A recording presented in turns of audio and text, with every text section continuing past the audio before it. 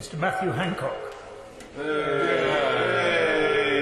Mr. Deputy Speaker, it is an honour to be called to speak and to follow the honourable member opposite who spoke so passionately about her new constituency and also spoke on a subject on the Constitution which I also wish to address, which is about the devolution of power to more local people.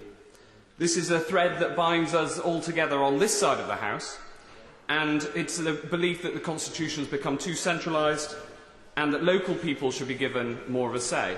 That is certainly true in West Suffolk. West Suffolk has been represented over the past 18 years by Richard Spring, who was well loved in the constituency, worked tirelessly for it, and was admired and respected on all sides of this House. I can't recall the amount of times that during the election campaign I'd knock on a door and they'd say, "Oh, you're following Richard Spring, well, you've got big shoes to fill."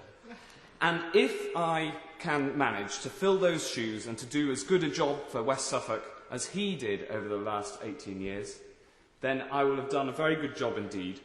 And from the bottom of my heart, that is what I intend to do. Richard Spring made a decision early on in his time as an MP to, as he put it, out-liberal the Liberals in terms of local campaigning. And now that I find myself on the same benches as that party, perhaps it's appropriate that I've learned a trick or two from the campaigning that he did locally to make sure that West Suffolk was well represented in this House.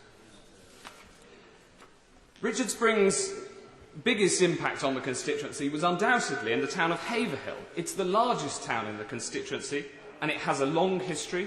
It was in the Domesday Book, and now it's a town on the up, largely thanks to his work and the work of St Edmundsbury Borough Council. It has companies such as Genzyme that export to China, which is truly where the future of our manufacturing economy is going to come from.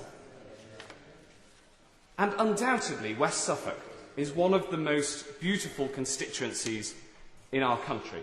I've heard the claims from others, such as the Honourable Member for Hexham, and I look forward to challenging his claim to have the most beautiful constituency in the country, with villages like Ixworth and Stanton and Bardwell, Hundon and Wixow, and the Stour Valley village of Thurlow, where I live now with my family.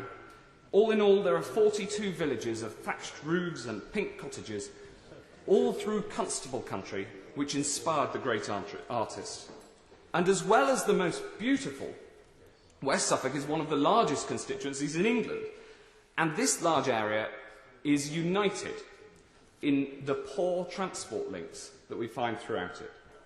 The A11, which serves the whole of Norfolk, desperately needs the final 9 miles dualling in order to provide better transport and a better economy to the whole of the east of England. And at the most northerly point of the constituency, Brandon is a peaceful market town, but that peace is destroyed as the holiday traffic runs up the high street. And as a new MP, you'll not be surprised that I'm a supporter of the locally fully funded proposal to bring a bypass to Brandon.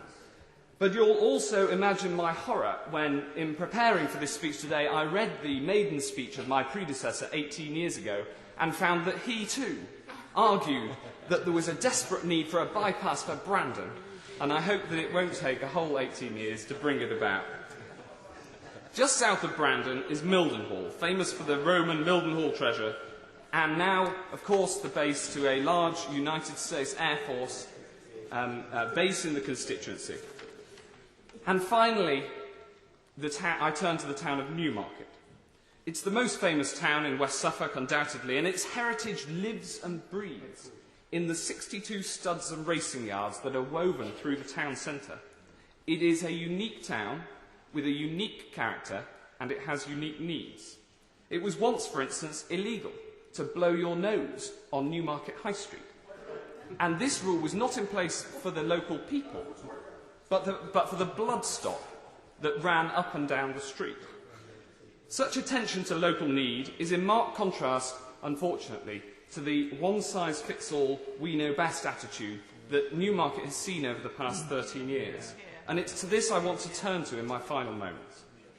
For the Constitution has over many years endured a creeping centralism, and in particular, in planning, John Prescott's regional spatial strategies have tried to turn every market town into a clone town.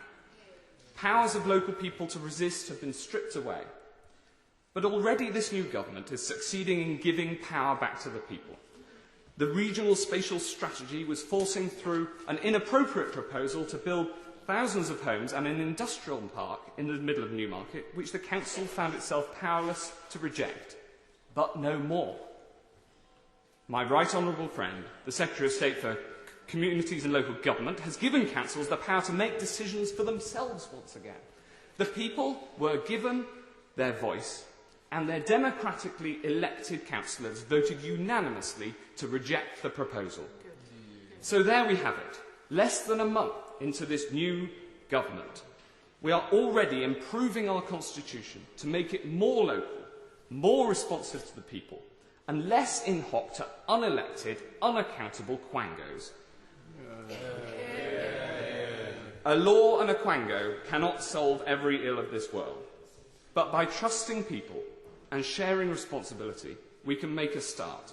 That is the principle which binds us together on these benches, and I commend the Queen's speech to the House.